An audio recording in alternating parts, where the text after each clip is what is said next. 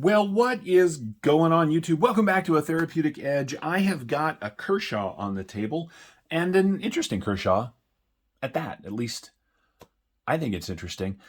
This is the Kershaw Kapsule. That's with a K. It is a manual out the front. Now, I know many of you have seen this. I'm not the first person to review it, but one of these came up. I got it as part of a trade package, and I just thought it was kind of interesting, and so I grabbed it. It is an Anzo design. It is a glass-filled nylon body with steel on the inside. You can see it's got a little blue glass-filled nylon sort of spacer around it with a spot for a lanyard. It has got a really nice deep carry clip, which is weird on what is essentially a fifth pocket knife, and it is a manual, as I said, out the front. So it's locked. You push the button, slide the blade out, and there you are. Now, it is a spear point. It's a faux edge, though, right? So it's just swedged up here, and it's got a nice edge on this side. Well, you know, it is 8CR13 MOV, so it's as nice as it can be. But these are about 35 bucks. They're fun. It works. I've carried it a couple of times now, actually, just to see what that would be like. And while it's never going to replace my other small knives, it is interesting at the very least. That is no joke. On this side, it just says Kershaw on the blade. There, you can see that. And over here, it's got the model number, the 1190 8CR13 MOV, Anzo design, made in China. No surprise there. And yet, it's surprisingly fun. It really is. And I dig that. Right? I mean, everything can't be, you know, sort of heavy-hitting, serious business. And yet, for all of its sort of silliness, it absolutely works as an everyday sort of package opening, tape cutting tool. I'm down with that. I really am. The fact that it's a manual OTF, although they tend to go back and forth, they call it manual OTF and then a sliding button lock, but that makes sense because this is the button. You can hear it move, right? And then it locks in place up here at the top. To close it, you apply a little pressure and slide it back. I've seen other manual OTFs that cost a ton of money. This is not even supposed to be one of those. This is half fidget toy, half functional knife. I think of it along the same lines as, you know, stuff like the Ryu from Damn Designs, stuff like this, right? It's a very small blade and a very small package, and yet interesting to hold and to use. I admit, when I first saw this thing, I was like, yeah, no. But then, because I never would have bought one, right? I just wouldn't. And then when one showed up, now I'm glad there's one in the house, you know? I mean, if I'm wearing like basketball shorts or whatever and I need to run out, this thing is awesome. It really is in the same line as, you know, the Baby Banter, even though it's smaller than the Baby Banter. It's in that same vein of kind of ultralight utility tool that's also interesting, which I think is very cool. So let's take a look at what you get. I mean, you've already seen it against a couple of knives, but let's do it against some of our old friends. Here it is against the full-size Bug Out, which by comparison looks like just a monster tactical knife compared to this little OTF, which I think is funny. Here it is against the mini Bug Out. Again, the capsule is considerably smaller. We'll bring back out the Ryu. Look at that. About the same, actually, lengthwise. Right? So this is a much closer, as I said, right off the bat, much closer to sort of overall size comparison. And then for full-size knives, what should we compare it against? What's on the table? Sure, why not? Just in case you're extra curious, here it is against the 8010. It could just live in the handle of the 8010. Sorry. Actually, that's not a bad carry combination. This is your completely functional, useful, survive anything tool. This goes in the fifth pocket or in a shirt pocket even for more ready access. I don't know. I think one of these in high-end materials would be an absolute blast. Let's get the size specs out of the way.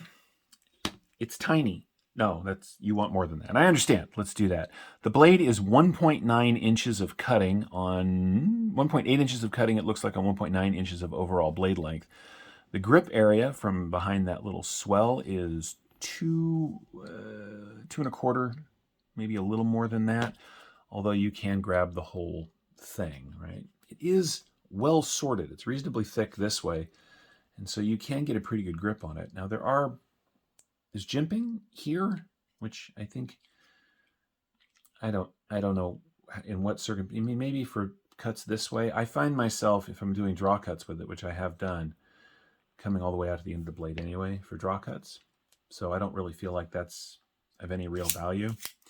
The action is unique, very good. It doesn't ever fail when it's open. There's a lot of blade rock, but they have to do that so that it works. But it won't. Let me see if I can.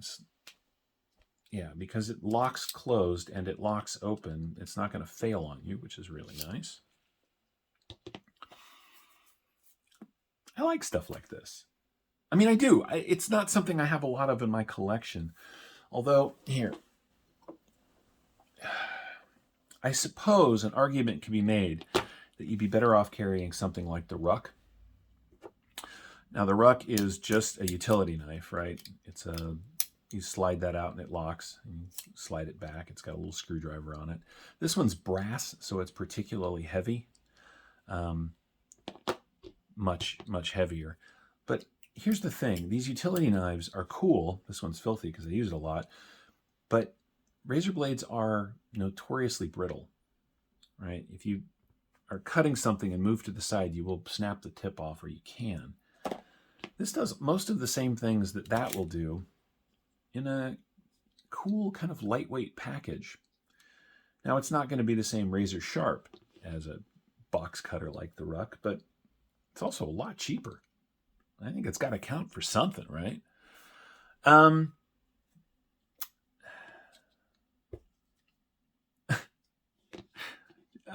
Big Red did a review of a Kershaw recently, and my comment was, at least you can always count on Kershaw to be weird. And you know what? I meant what I said, and I'll say it again. At least you can always count on Kershaw to be weird, right? They may not make the best quality tools in the world, but they're not afraid to get bizarre with it, and I really like that. All right, sorry. The overall length of this thing is a massive, well, if you include the lanyard hole, it is a full 5 inches. Ooh. Of course, the closed profile is surprising. It's a little over an inch, right, because of the shape. But the closed length is 3.25. I don't know. I dig this little. I'm making fun of it, but I actually like this little thing quite a bit. It's just fun, and I don't think there's enough of that anymore. Lots of serious knives. It's this, when I was talking about Tactical Everyday Dad and his teddy bear logo on his knives, the world is rife with screaming eagle, flaming skull, talon, lots of overly cool, efforted stuff. Something like this is goofy, but kind of on purpose. I mean, it's a little bit like excuse me while I reach over the table.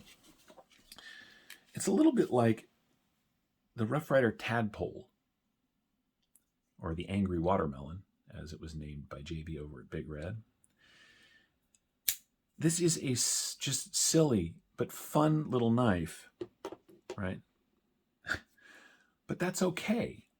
I mean, if I just need to open up a package for lunch, or cut some string off a shirt, or dig something out, don't pry with your knives, of course, but if I needed a little tip, a little edge to do some work, this would be great. This is along the same vein. It's not really that practical, but it's very cool in its own right. I don't know. I dig it. Maybe you can tell. Let's go ahead and weigh it, and I'll let you guys go. Let's see how much the Kershaw Kapsule weighs.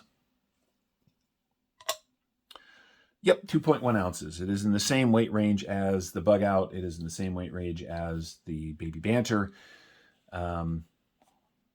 It's just a nifty little lightweight fidget toy / pocket knife that, I don't know, I think for, what did they say that? Basically $35. I think for $35 you could do a lot worse, and you'd get something that's a lot less interesting.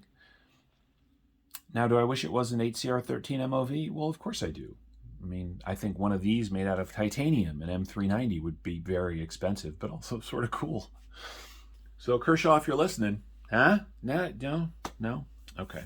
Anyway, thank you so much for watching. This has been the Kershaw Kapsule. It's been a real pleasure to keep it around, and I'll continue keeping it around. It's been fun to share with you guys, and I really appreciate your time today. Hope you guys have a great rest of your day. See ya.